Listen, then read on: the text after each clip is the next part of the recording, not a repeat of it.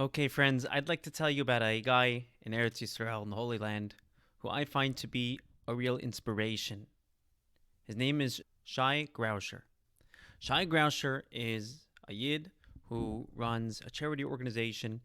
He's been running it since 2017, and he's been helping families of terror victims.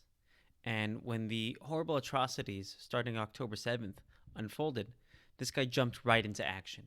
He immediately built this huge, beautiful tent for soldiers to welcome them, to give them food. And since then, this guy is just the busiest guy in the world. His phone is off the hook because he's constantly helping people, constantly giving barbecues and feeding soldiers, helping them with laundry. He's helping families who have single parents. They lost people due to the atrocities and can't go shopping. They have little kids to watch. He's just leaned right in, and he is on fire. You can look him up on social media. The famous image going around, video going around, was him in Gaza, not on an army base, in Gaza, with a flatbed truck, with laundry machines, washing machines, and dryers, bringing laundry to these soldiers who are fighting for us in Gaza so that they could have fresh, clean clothing, so they could feel like humans. To me, this is incredibly inspirational. I was just listening to him on a podcast, Inspiration for the Nation, and I even donated. No, he has no idea who I am, and he did not ask me to do this, to plug him at all. I'm sharing this with you because he is an incredible inspiration and a real example of how to react to trauma.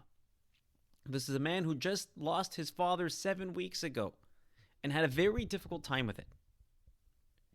Then the atrocities take place.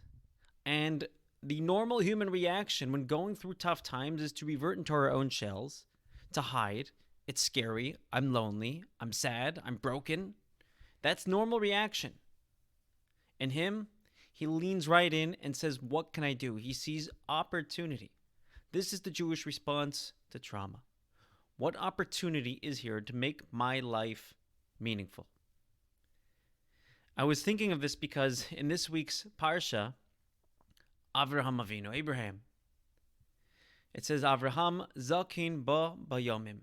Avraham was old, advanced in age. And it's kind of it seems like a superfluous statement. The Torah already told us he was old in the previous portion. Why say that again?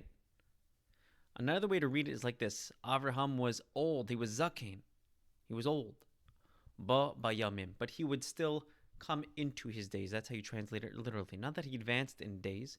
He would come into his days despite being old. Despite having a very mature and experienced full life. Avraham had been through a lot of trauma. The entire world was against him and his ideology, his monotheistic beliefs, and he was tortured and tormented and even thrown into the fire for this. He had fought wars, he had fought battles, he had been childless for many, many years. He had to deal with a wayward son. His wife was abducted twice. He's gone through a lot, and it's very normal for, after experiencing such a life, to kind of just, let's take it easy, let's calm down. It's easy to be desensitized. It's normal to be desensitized. It's normal to forget that life is so meaningful when life is really adventurous. Yet, despite at Avraham's old age, and despite, it's over, I had a kid already, let's move on. No, he leaned in. Avraham Zaki, and he was old. Bo bayamim, he would lean into the day. Avraham believed that the day doesn't just happen to me. I have to be in charge of what day this is going to be.